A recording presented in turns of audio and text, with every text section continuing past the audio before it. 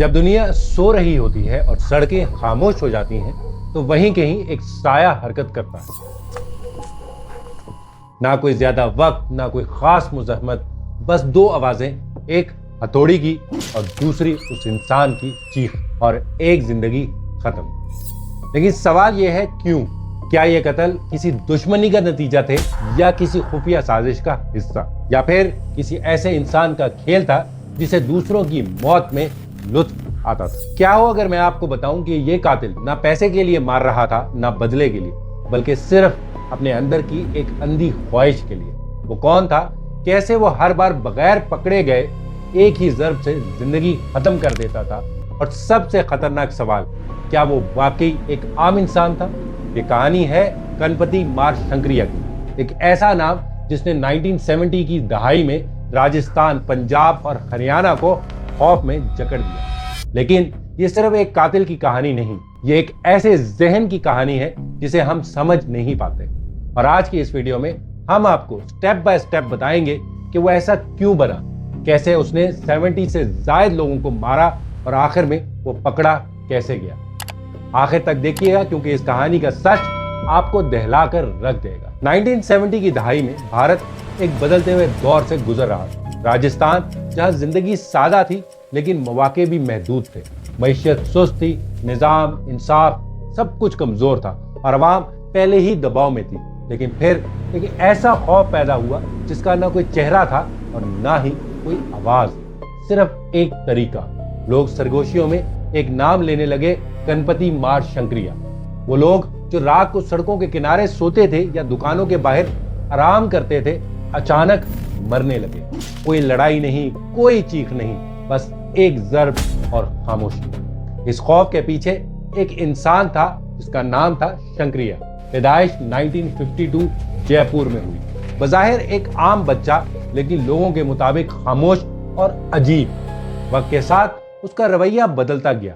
کچھ کہتے ہیں وہ غصے والا تھا، کچھ کہتے ہیں اس کے اندر ایک ایسا ذہنی بگاڑ تھا جسے کسی نے سمجھنے کی کوشش ہی نہیں کی۔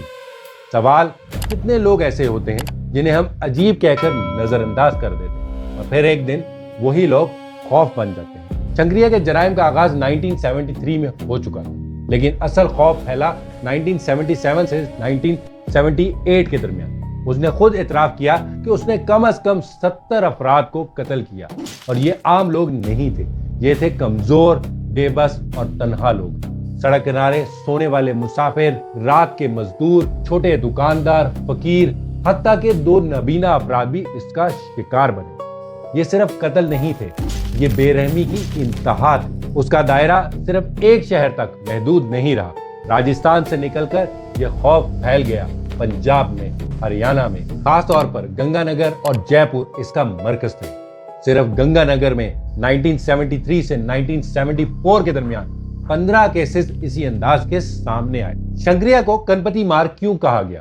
کیوں اس کا طریقہ بہت مخصوص تھا؟ وہ پیچھے سے آتا، ہتھوڑے سے کان کے بالکل نیچے وار کرتا۔ یہ جگہ ٹیمپورل ایریا کہلاتی ہے، انسانی جسم کا انتہائی نازک حصہ ہے۔ اگر یہاں صحیح زاویے سے ضرب لگے تو گردن کی ہڈی ٹوٹ سکتی ہے یا برین سٹیمپ متاثر ہو سکتا ہے اور موت فوری واقع ہو جاتی ہے۔ سوچیں، نہ بندوق، نہ چاقو، صرف ایک ہتھوڑا اور مکمل مہارت۔ یہ تھا اس کا فارمولا، ایک ضرب، ایک موت۔ لیکن سب سے خوفناک سوال یہ ہے کہ وہ ایسا کیوں کرتا تھا؟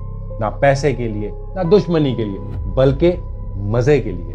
تفتیش کے دوران اس نے خود اعتراف کیا کہ اسے لوگوں کی چیخیں سن کر اور انہیں تڑپتا دیکھ کر خوشی ملتی تھی۔ یہ صرف جرم نہیں تھا، یہ ایک نفسیاتی بیماری تھی۔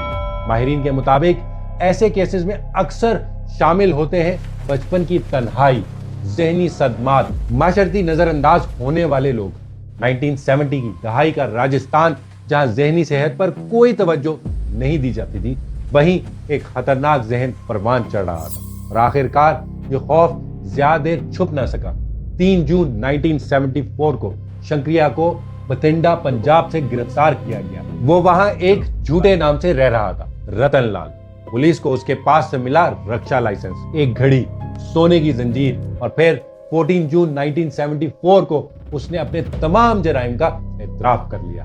عدالت نے اسے دفعہ 302 के तहत सजाए मौत सुनाई और बिलाखिर 16 मई 1979 को जयपुर जेल में उसे फांसी दे दी गई। उसके आखिरी अल्फाज थे, मैंने फजूल में कत्ल किए, कोई भी मेरे जैसा ना बने। शंकरिया सिर्फ एक कातिल नहीं था, वो एक सबक था। उसका केस कई हकीकतें सामने लाया। उस दौर में फोरेंसिक टेक्नोलॉजी ना होने की वजह से पुलिस को शदीद मुश्किलात का सामना करना पड़ा। लोग रात को बाहर निकलने से डरने लगे। मजदूर और गरीब तबका सबसे ज्यादा मुतासिर हुए। और सबसे अहम, ये केस हमें ये सिखाता है कि अगर जहनी बीमारियों को नजरअंदाज किया जाए तो वो एक दिन सानिया बन जाती हैं। कनपटी मार शंकरिया एक नाम जो आज भी खौफ की अलामत है। वो 70 से जायद जिंदगियां ले गया, बल्कि दर्जनों खानदानों को हमेशा के लिए बदल भी गया। और शायद सबसे बड़ा सवाल अब भी बाकी है, क्या ऐसे लोग आज भी हमारे माशरे में पैदा होते हैं?